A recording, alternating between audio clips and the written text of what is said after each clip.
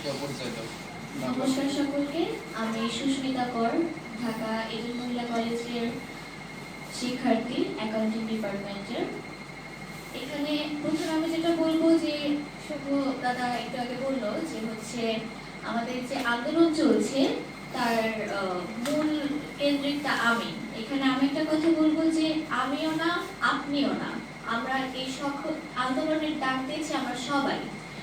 প্রথমত এই কারণ হচ্ছে বিগত সরকার পতনের পর থেকে আমরা বিগত বেশ কয়েকদিন ধরে প্রত্যেকেই সামাজিক যোগাযোগ মাধ্যমগুলো ফেসবুক, ইউটিউব, হোয়াটসঅ্যাপ, টুইটার সব জায়গা থেকে আমরা দেখছি যে বাংলাদেশের বিভিন্ন জেলায় সংখ্যালঘুদের উপর যে নির্যাতন, হত্যা, লুটপাট, ভাঙচুর, মন্দির ভাঙচুরের ঘটনাগুলো ঘটছে তা আমাদের সকলের হৃদয়কেই কিন্তু ব্যথিত করেছে। আমরা কিন্তু এই কারণে বৈষম্য বিরোধী আন্দোলনকে সমর্থন করিনি, আমরা শিক্ষার্থীরা বিশেষ করে। তো আমরা বৈষম্যের বিরুদ্ধে আন্দোলন করেছি, কিন্তু সেই বৈষম্যের শিকার কিন্তু আমরা সংখ্যালঘুরা প্রথমে হলাম। তো সেই কারণে আমরা যখন হচ্ছে প্রথমবার শিক্ষার্থী সমন্বয়ক যারা ছিল বৈষম্য বিরোধী আন্দোলনে, আমরা ভাইয়াদেরকে একটা কথা বলেছি যে ভাইয়া আমরা আপনাদের সাথে রাজপথে থেকে আন্দোলন করেছি, অথচ আমাদের নিজস্ব অধিকার যে সংখ্যালঘুদের নিরাপত্তা অধিকার সেটা কিন্তু আমরা এখনো পাচ্ছি না। দেশ স্বাধীন হলো অথচ সংখ্যালঘুরা স্বাধীন হলো না। এইটাকে ভাইয়া ঠিক হলো, বৈষম্যের তো তাহলে নিরাশ হলো না, কোনো সমাধান আসলো না। তো তখন ভাইয়া আমাদেরকে বলে যে তোমাদের দাবি কি কি আছে সেগুলো আমাদেরকে একটু ব্যাখ্যা করো। এবং আমরা যখন 8টা দফা দাবি তাদেরকে বিশ্লেষণ করে জানাই, তারা আমাদের সাথে সহমত প্রকাশ করে এবং একই সাথে বলে যে সব একটি দেশ কতটা অসাম্প্রদায়িক, কতটা নিরাপদ এটা সম্পূর্ণভাবে প্রকাশ পায় যখন সেই দেশের মাইনরিটি পিপল বা সংখ্যালঘুরা নিরাপদ থাকে। সংখ্যালঘুরা বা মাইনরিটি পিপলরা নিরাপদ না থাকলে সেই দেশ বিশ্বের কাছে অসাম্প্রদায়িক হিসেবে পরিচয় পায় না, নিরাপদ হিসেবে পরিচয় পায় না। এবং ভাইয়াকে যখন এই বিষয়গুলো আমরা তুলে ধরি, ভাই আমাদেরকে সরাসরি বলে যে তোমাদের দাবি প্রত্যেকটি দাবি একটিও ফেলে দেওয়ার মতো না, তোমরা অযৌক্তিক কোনো দাবি নিয়ে আসো নাই, তোমরা নিজেদের একার জন্য ভাবছো না, তোমরা স্টুডেন্টদের জন্য ভাবছো, তোমরা সাধারণ জনগণের জন্য ভাবছো, শুধু হিন্দু, বৌদ্ধ, খ্রিস্টান, আদিবাসী, সমতল পাহাড় সকলের কথা ভাবছো। তো সেই কারণে তোমাদের প্রত্যেকটা দাবি যেন বাস্তবায়ন হয় সেই বিষয়ে যদি সরকার পদক্ষেপ গ্রহণ না করে তোমাদের আন্দোলন কর্মসূচিতে আমরাও যোগদান করব। এই বিষয়ে বৈষম্য বিরোধী আন্দোলন শিক্ষার্থী সমন্বয়করা আমাদের সাথে সহমত প্রকাশ করে এবং পরবর্তীতে শিক্ষার্থী সমন্বয়করাই বলে যে যেহেতু বর্তমানে সকল কিছুই শিক্ষার্থীরা দেখছে তাই হচ্ছে, এবং পরবর্তী দিনে এই গত 13 তারিখে হচ্ছে ইউনূস স্যার প্রধান উপদেষ্টার সাথে আমাদের বিভিন্ন সাংগঠনিক নেতৃবৃন্দের সৌজন্য সাক্ষাৎ ছিল। এই বিষয়টা যখন আমাদেরকে জানানো হয়, আমাকে এবং ওই থেকে ধর্ম মন্ত্রণালয় থেকে কল দেওয়া হয় যে হচ্ছে কালকে একটা সৌজন্য সাক্ষাৎ বিনিময় সভা আছে, আপনারা সেখানে উপস্থিত থাকবেন। তো তখন আমি এবং উঠে আমরা সরাসরি বলি যে আমরা সৌজন্য সাক্ষাতে যাব না, আমাদের 8টা দফা দাবি আছে, আমরা সেই দাবি আদায় করতে যাব এবং সেই দাবির বিষয়ে ওনারা যদি আমাদেরকে সুষ্ঠুভাবে কোনো কিছু না জানায় তাহলে আমাদের আন্দোলন কর্মসূচি চলতে থাকবে।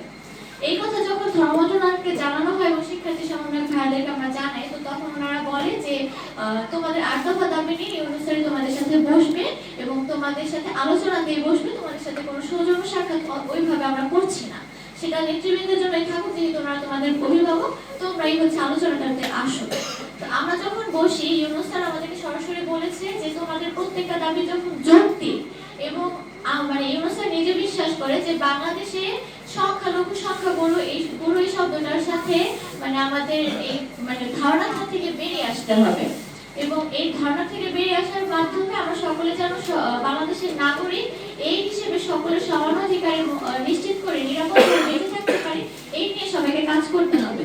তো তখন আমরা স্যারকে জানিয়েছি যে স্যার যখন আমরা সকল দাবি নিশ্চিত করতে দাবি আদায়ের সুষ্ঠুভাবে একটা সলিউশনে আসতে পারবো, সংখ্যালঘুদের অধিকার নিশ্চিত হবে, তখনই শুধুমাত্র সংখ্যালঘুরা সংখ্যালঘু শব্দটা থেকে বেরিয়ে এসে নিজেদেরকে বাংলাদেশের নাগরিক হিসেবে স্বীকার করতে পারবে, ভাবতে শুরু করবে। কথায় না স্যার, এটা কাজে আমাদের করে দেখাতে হবে। আমরা বলে গেলাম যে এই দেশে আমরা সংখ্যালঘু নই, অথচ তারপরে দিনে দেখলাম আমাদের কোনো মন্দিরে হামলা হচ্ছে, আমাদের কোনো গির্জায় হামলা হচ্ছে, সেটা তো আমাদের কাম্য নয়। আমরা ধরতেই পারি যে আমরা শুধুমাত্র বাংলাদেশের নাগরিক, কিন্তু সেটা আমাদের বিশ্বাস করতে হবে এবং বিশ্বাসটা করার জন্য সংখ্যালঘুদের অধিকার প্রয়োজন। তো তখন স্যার আমাদের বলেছেন ঠিক আছে তোমাদের 8 দফা দাবি আমরা সকল কিছু নিয়ে কাজ করব, কিছু কিছু দাবি আছে দীর্ঘমেয়াদী, কিছু কিছু আছে স্বল্পমেয়াদী। যেগুলো ইনস্ট্যান্ট সলিউশনে আসা সম্ভব সেগুলো আমরা দ্রুততম সময়ের মধ্যে কার্যকর করব। যেগুলো লং টার্ম প্রসেস ব্যাপার সেগুলো আমরা তোমাদের সাথে বসে কিভাবে আলোচনার মাধ্যমে সবকিছু সাজানো যায় তোমরাই আমাদেরকে দিক নির্দেশনা দিবা। এবং এই বিষয়ে আমাদের আলোচনা মাত্র শুরু হলো, শেষ না। উনি শিক্ষার্থীদের সাথে পুনরায় বসবেন বলে আমাদেরকে আশ্বাস দিয়েছেন। এবং একই সাথে আমরা গতকাল রাতেও ওনাদেরকে যোগাযোগ করেছি, আমাদের যে শিক্ষার্থী সমন্বয় থেকে প্রধান উপদেষ্টা হয়েছেন দুজন, নাহিদ ভাই এবং আসিফ ভাই। আমরা তাদের সাথে যোগাযোগ করে বলেছি যে ভাই, আমাদের আলোচনার পরে বলা হয়েছিল যে সরকার পক্ষ থেকে একটা প্রেস রিলিজ দেওয়া হবে, আমাদের কোন দাবি আপনারা কিভাবে মানবেন সেগুলো আমাদেরকে বিস্তারিতভাবে জানানো হবে। যদি জানানো না হয় সেক্ষেত্রে আমরা সাধারণ জনগণের ভরসা রক্ষার্থে আবার রাজপথে নামবো। এবং এবার যদি সাধারণ জনগণ রাজপথে নামে, তারা দাবি সম্পূর্ণভাবে আদায় না হওয়া পর্যন্ত রাজপথ ছাড়বে না। এখন আপনারা কিভাবে প্রেস রিলিজ করে জনগণকে শান্ত করবেন বা আশ্বাস দিবেন বা ভরসা যোগাবেন সেটা আপনাদের উপর। তো এইটুকু হচ্ছে মূল বিষয় ছিল। এবং আমরা এখন পর্যন্ত প্রেস রিলিজ পাওয়ার কথা আমাদের 3টার মধ্যে আমরা সময় দিয়ে দিয়েছি, যে 3টার মধ্যে যদি আপনারা প্রেস রিলিজ না দেন তাহলে আমরা আগামীকাল থেকে আবার গত সপ্তাহের মতো মানববন্ধন কর্মসূচি করব। এবং এবার শুধু এটা ঢাকা কেন্দ্রিক হবে না, এবার এটা সারা দেশ কেন্দ্রিক হবে। আজকে দেওয়ার কথা আছে? হ্যাঁ, আজকে দেওয়ার কথা আছে প্রেস রিলিজ। ঠিক আছে, ধন্যবাদ। এবং সংখ্যালঘু অধিকার আন্দোলনের এই দাবির পাশে আমরা আপনাদের সকলের সহমত এবং সমর্থন একান্ত কামনা করছি। কারণ এই দাবি শুধু আমার একার না, কোনো স্টুডেন্টের না, এই দাবি আমাদের সংখ্যালঘু গোষ্ঠীর, সকলের মিলেই আমাদেরকে দাবিটা আদায় করতে হবে। ধন্যবাদ।